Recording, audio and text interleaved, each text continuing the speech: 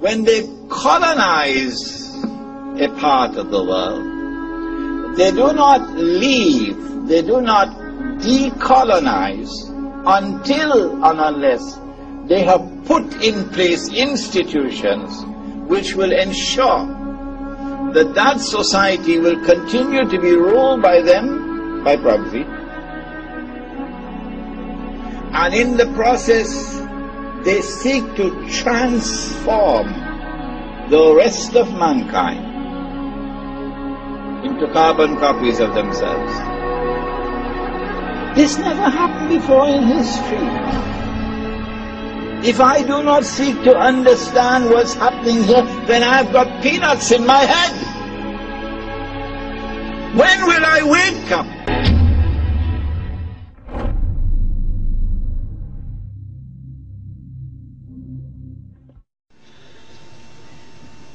Let us now begin in Allah's blessed name. What is the Khilafah?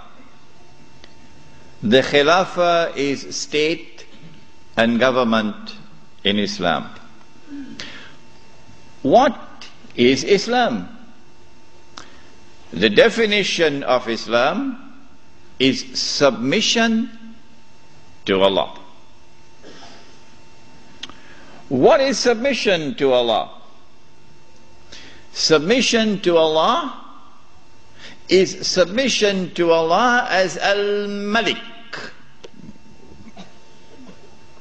In some translations in English you find Malik as king. No. We don't want that translation tonight.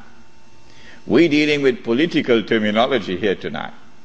And so Al-Malik is the sovereign. Now that's a word you'll understand. Sovereign. Lahul Mulk, sovereignty belongs to him. And so to submit to Allah in Islam is to submit to Allah as sovereign who possesses sovereignty.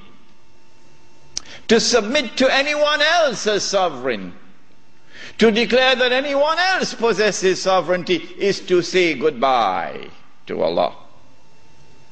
Did you hear that? To submit to Allah is to submit to Allah as Al-Akbar. And He reminds you that He is Al-Akbar, because every time you perform salat, you cannot move in salat without Allahu Akbar. Al-Akbar is the one who has supreme authority. And so the Khilafah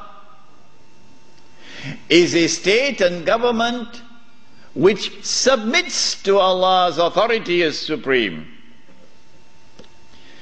For a Muslim to submit to anyone else and recognize his authority as supreme is to say goodbye to Allahu Akbar. Islam is to submit to Allah as Al-Hakam. The 99 names, this is one of them. Al-Hakam is the lawgiver, who not only gives the law, but his law is the supreme law. And when he makes something haram, it must be enforced as haram. And when he makes something halal, it must be enforced as halal. And so anyone who submits to any law other than Allah's law as the supreme law has said goodbye to Allah subhanahu wa ta'ala as Al-Hakam. This is called, in the political terminology of Islam, this is called shirk. When Fir'aun declared, and of course everyone knows what Fir'aun said, Ana rabbukumul a'la. I am the one who is sovereign. I possess sovereignty. That was shirk. When he declared, Ana rabbukumul a'la, I am the one who possesses supreme authority, that was shirk. When he declared, Ana rabbukumul a'la, my law is the supreme law in the land of Egypt, that was shirk. And Allah punished him with terrible punishment for his shirk. This then was the Khilafah, a system of state and government in which Muslims could submit to Allah subhanahu wa ta'ala as Al-Malik, as Al-Akbar, as Al-Hakam. The Khilafah was destroyed. Who destroyed it? Why did they destroy it? How did they destroy it? When did they destroy it? What did they replace it with? With what was it replaced? And what is its destiny? These are awesomely important questions which very few can answer today. There is a book outside which was not written as an attack on a religious movement, the Wahhabi movement, no. It is entitled The Caliphate, the Hijaz, and the Saudi Wahhabi nation state. It's outside. And it answers all of these questions. Now then, let us begin the lecture as to who destroyed the Khilafah and why did they destroy it and how did they destroy it. When you read this book, Jerusalem in the Quran, and when you listen to the lecture next Monday, then you'll know that the Jews had in their heart, as they still have to this day, this conviction that it is their destiny. Even after Allah subhanahu wa ta'ala had expelled them from the Holy Land, even after they had lived in the wilderness for 2,000 years, it is the conviction in the heart of the Jews that it is their destiny to liberate the Holy Land of non-Jewish rule, to return to the Holy Land not as tourists, no, to return to the Holy Land to reclaim it as their own.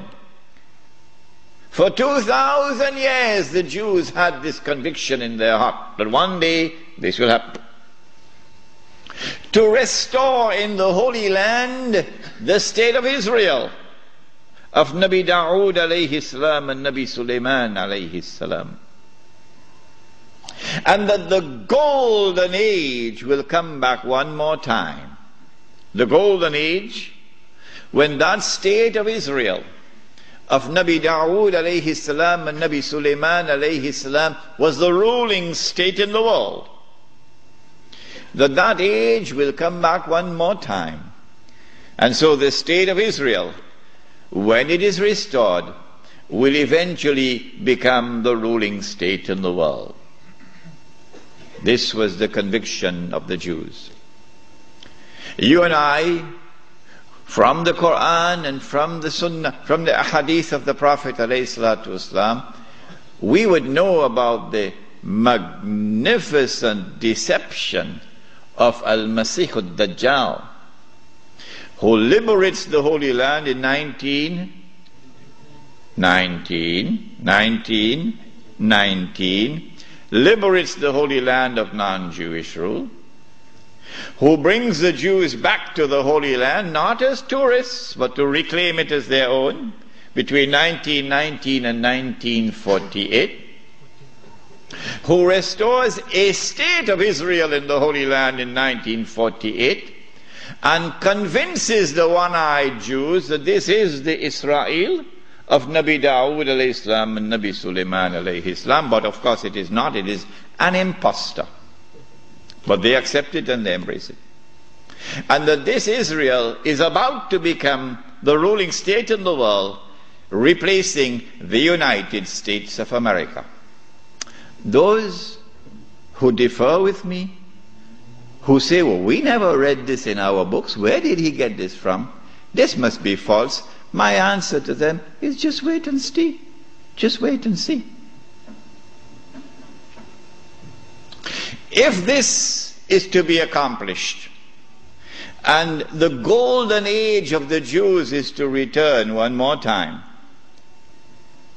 and they are to rule the world, how will they do it? They will need globalization to bring all of mankind together as one global society. And they need to demolish the Ottoman Islamic Empire, which stands in their way.